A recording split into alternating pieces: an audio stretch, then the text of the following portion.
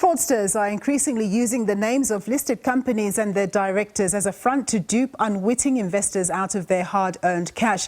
They're doing this through social media platforms where it can be more difficult to ascertain the authenticity of a brand, and their activities are quite sophisticated, leading to many falling for their antics. Well, to tell us more about this criminality and to provide tips on what to look out for to avoid being scammed, I'm joined by Nils Flaatten. He's a spokesperson at Business Against Crime South Africa.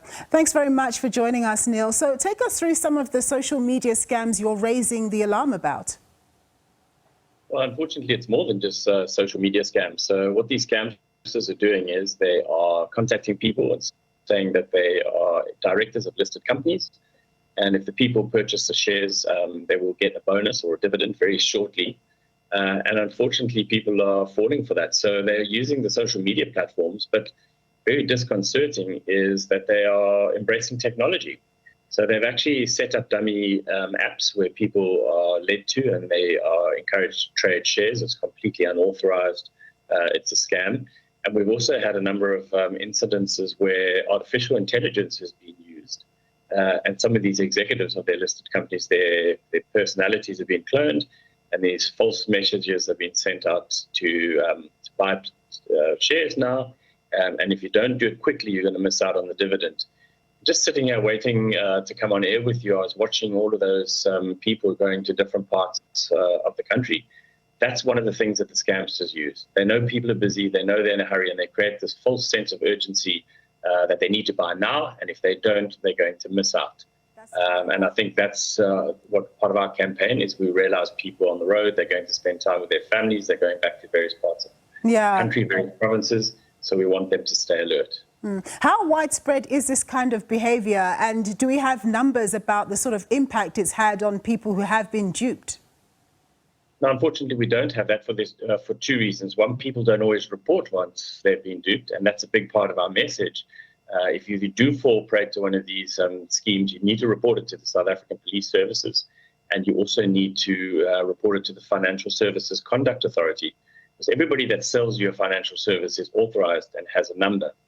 But what we do have is data from various companies as they've monitored the social media and the internet, and they've got proprietary numbers, but we haven't aggregated it yet.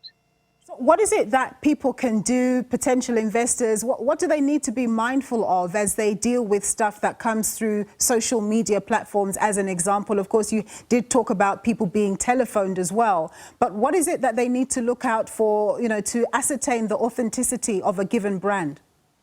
Right. The first thing is don't give away your data. If you deal with your bank or with your financial services company, they're not going to ask you to give your full name, your birth date, and your identity number.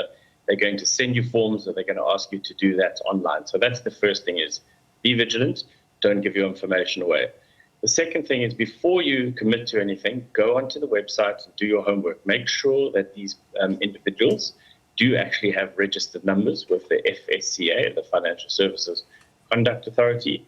Don't feel under pressure. And finally, there's a good old adage that if it sounds too good to be true, it's most probably not true. So rather step away from that and work through those institutions that you know. Work through your bank, work through your life company, work through all the various financial services providers that give you these various products. Investing in shares is a good option. I think we all know that South Africa would be better off if we had more people investing in the shares or in the listed stocks. They do come with risk. You need to understand them, and you need to have someone who's trained and approved to give you the advice on that. Indeed. Nils, thank you very much for speaking to us. That was Nils Flaatten. He's the spokesperson at Business Against Crime South Africa.